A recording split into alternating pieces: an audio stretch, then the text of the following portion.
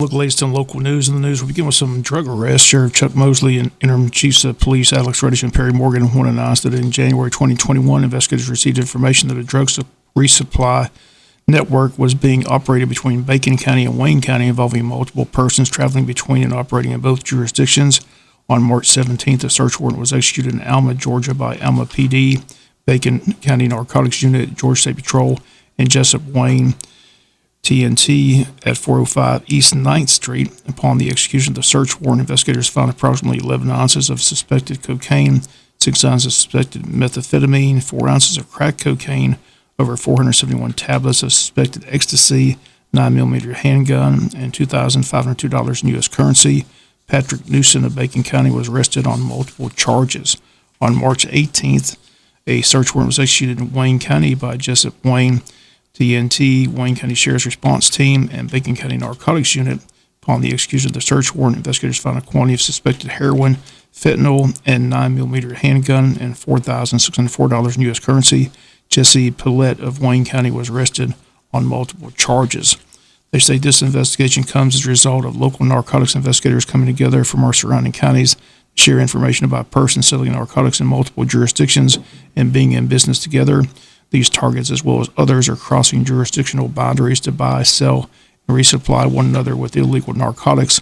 Local agencies have decided the best way to combat these issues is by sharing information and resources to assist one another in any way to affect and arrest and tighten down on the drug problems in our communities and our region. Following jurisdictions have begun working together for a common goal. Glenn County Sheriff's Department, Long County Sheriff's Department, McIntosh County Sheriff's Department, Brantley County Sheriff's Department, Bacon County, Appling County, Tattnall, Wayne, local Georgia State Patrol Post, and Jesup PD. This investigation is the first successful joint agency operation since the listed agencies have met together to cooperate and assist with investigations as needed.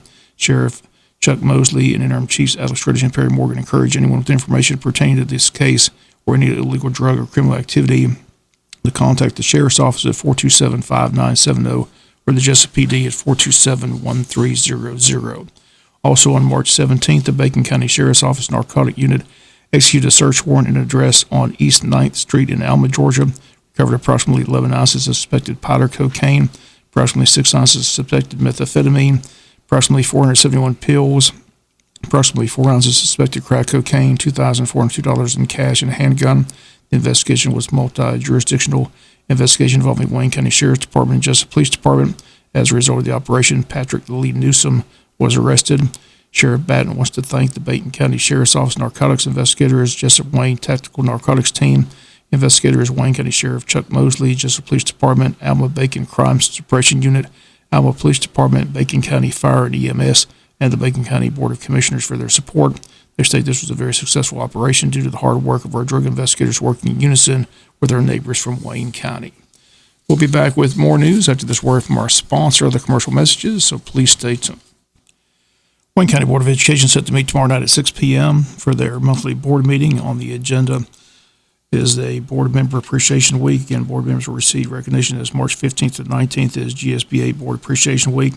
Melba Murphy will present the Community Service Award. Also, under items of business, school system facilities plan will be discussed. Also, capital project update, executive session, all that tomorrow at 6 p.m. at the Tech Center. City Commissioners met Friday morning in a called meeting. Once again, a legal issue on the agenda in executive session. Once again, after the executive session, the announcement that no action was taken. Everyone in attendance with the exception of Commissioner Ray Haas. Under new business, the Commissioners approved $37,000 from their T-Splosh account to help pay for the flagmen as they get ready to paint the Norfolk Railroad overpass by Altamont Steak and Seafood. They stated it will be a 2-week project. Several lanes will be closed during the 2 weeks. Also, the city preparing for their annual retreat. It's set up for March 28th and 29th. They state they'll have the retreat this year at the Craig Williams Community Center. Legislative session continues in Atlanta. Once again, we'll be checking in with our local representatives this week as the session winds down with a couple weeks to go. Unfortunately, Stephen Meeks is unable to call in today as he's tied up in a meeting. On Thursday, lawmakers say they plan to maintain Sunday voting and no excuse absentee voting, but pursue strict controls on other areas of voter access and ballot counting. Voting right advocates continue to oppose the legislation, and Thursday was a 3-hour hearing. Those that oppose the legislation say it will create obstacles by limiting drop boxes, setting earlier absentee ballot request deadlines and requiring more ID to vote absentee. A committee vote on the expansive legislation, Senate Bill 202, could come as early as today, which would set up the final decisions on changes to Georgia's voting laws within days. State Representative Barry Fleming, the chairman of the Special Committee on Election Integrity, proposed allowing early voting on as many as 4 weekend days leading up to an election, including 2 mandatory Saturdays statewide. That would be an expansion of early voting, where counties now must offer just 1 Saturday and have the option of providing voting on 3 other weekend days. Previous bill would have limited early voting to 1 optional Sunday, a proposal that threatened the Souls to Polls group voting events organized by black churches. Fleming says he also doesn't intend to move forward with a bill passed by the state Senate that would have limited absentee voting to those who are at least 65 years of age or older, have a physical disability, or are out of time. Senate Majority Leader Mike Dugan has also said he doesn't expect an elimination of no-excuse absentee voting to become law this year. Fleming says he wants to improve voter confidence by ensuring that absentee ballots are legitimate and by encouraging the use of in-person ballots, which are typically counted more quickly. The bill would seek more immediate election results by requiring county election workers to continue counting ballots until they are finished. We'll be back with some final news notes after this word from our sponsor of the commercial messages, so please stay tuned. Final notes in the news. Each year, the Chamber hosts a cookout for elected officials, and that date has been set. It's going to take place Thursday, April 22nd at 6 p.m. at the Farmers Market. Again, they ask that you mark the date on your calendar. Again, the date, Thursday, April 22nd at 6 p.m. at the Wayne County Farmers Market. The Wayne County Chamber of Commerce is gearing up for their annual presentation, the Star Student and Star Teacher of the Year. And Array and Air Advanced Materials will present the State of Education announcement of the Star Student and Star Teacher of the Year. It's going to take place Tuesday, April the 20th at the Pine Forest Country Club between 11:30 and 1 p.m. Again, the buffet line will open at 11:30. The program will begin at 12 noon.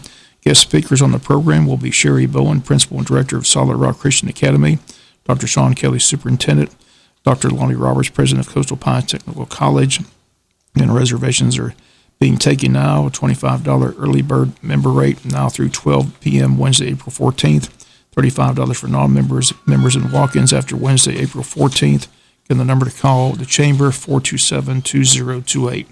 A reminder, coming up on this Friday's World Famous Butch and Bob Show, our special guest will be Dr. Sean Kelly, Wayne County School Superintendent. Takes over officially on April 1st. Again, he's been in town this past month getting familiar with the system, lining up personnel for the coming school year. Again, that's this coming Friday's show. Again, Dr. Sean Kelly will join us in studio. That's going to do it for the latest in local news. Sports going to join in a few minutes. Bob Morgan said, have a great day.